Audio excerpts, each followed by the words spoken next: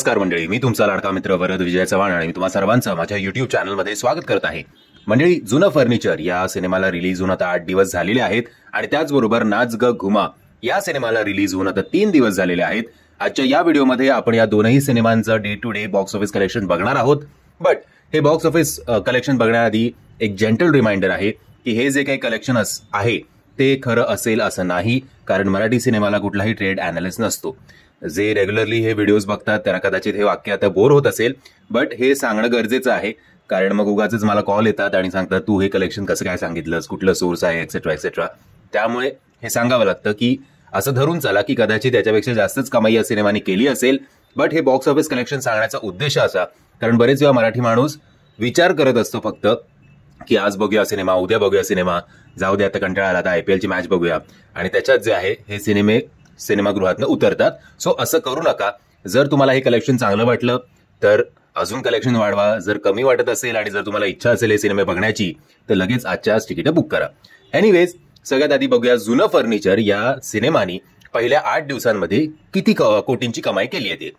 पहिल्या दिवशी या सिनेमाने कमवले होते 38 लाख रुपीज, दुसऱ्या दिवशी 72 लाख, तिसऱ्या दिवशी 1,02,00,000, चौथ्या दिवशी 35 लाख, पाचव्या दिवशी 44 लाख, सहाव्या दिवशी जवळजवळ 80 लाख, सातव्या आणि 8व्या दिवसाचं जे काही कलेक्शन आहे ते अप्रॉक्सिमेटली 30 लाखच्या आसपासच आहे.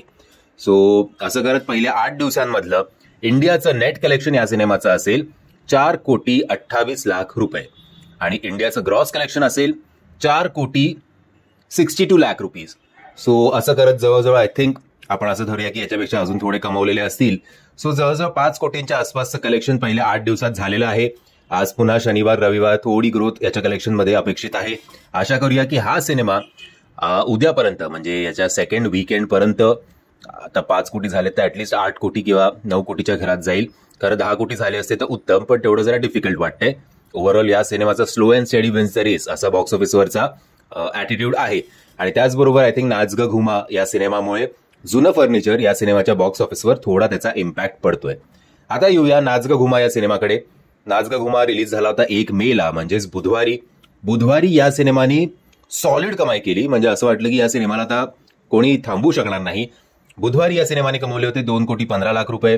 गुरुवारी या सिनेमामध्ये ड्रॉप थोडं कलेक्शनमध्ये बघायला मिळालं.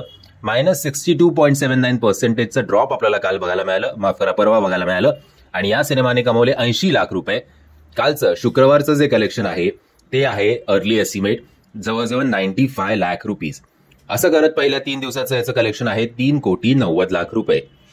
सो या वीकेंडपर्यंत रविवारपर्यंत हा सिनेमा जर आज आणि उद्या पुन्हा एकदा 2-2.5 कोटींच्या घरात पर डे कलेक्शन याचं गेलं तर हा सिनेमा फर्स्ट वीकेंडला, लॉंग वीकेंड आहे विसरू नका, फर्स्ट वीकेंडला आय थिंक 7 ते 8 कोटींचं इंडियाचं नेट कलेक्शन या सिनेमाचं होईल, जे आय थिंक कौतुकास्पद आहे. कारण तसं बजेट वाईज बघायला गेलं तर हा सिनेमा कदाचित जुनं फर्निचरपेक्षा थोडं कमी याचं बजेट असेल आणि पुण्यातल्या पुण्यातच सगळं शूटिंग झालंय आणि हिरोईनचं मानधन अनफॉर्च्युनेटली हिरो एवढं नसतं आणि त्यामुळे कदाचित याचं बजेट थोडं कमी असावं असं एकंदरीत माझा अंदाज आहे.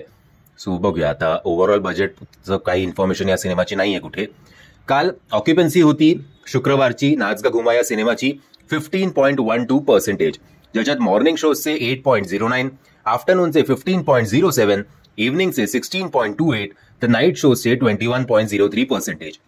टेरिटरी वाईज बघायला गेलं तर काल मुंबईची ऑक्युपन्सी होती 14.75%ची, पुण्याची 16.50%, नागपूरची 16.25%, संभाजीनगरची 13%, कोल्हापूरची 9.25%, नाशिकची 14.75% तर सांगलीची 14.25%. सो पुणे आणि नागपूरमध्ये हा सिनेमा चांगली कामगिरी करतोय. प्रेक्षकांना थिएटरमध्ये आणण्यात हा यशस्वी ठरलाय. नागपूरचं शॉकिंग होतं, नागपूरला पण चांगलं ऑक्युपन्सी आहे. एनिवेज, आशा करूया की आज हे दोनही सिनेमे, ऍक्च्युली स्वरगंधर्व सुधीर फडके या सिनेमाचं मी बॉक्स ऑफिस कलेक्शन शोधण्याचा खूप प्रयत्न करतोय, बट अनफॉर्च्युनेटली ते कुठेही अवेलेबल नाहीये आणि त्या सिनेमाचं एवढं हाईप नसल्यामुळे कोणी एफर्ट सुद्धा घेत नाहीयेत कुठलीही वेबसाईट्स की त्या सिनेमाचं बॉक्स ऑफिस कलेक्शन टाकावं.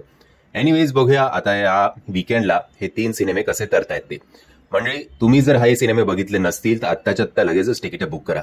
मी आशा करतो तुम्हाला हा व्हिडिओ आवडला असेल. जर तुम्हाला हा व्हिडिओ आवडला असेल तर प्लीज या व्हिडिओला लाईक, शेअर आणि चॅनलला सबस्क्राईब करायला विसरू नका.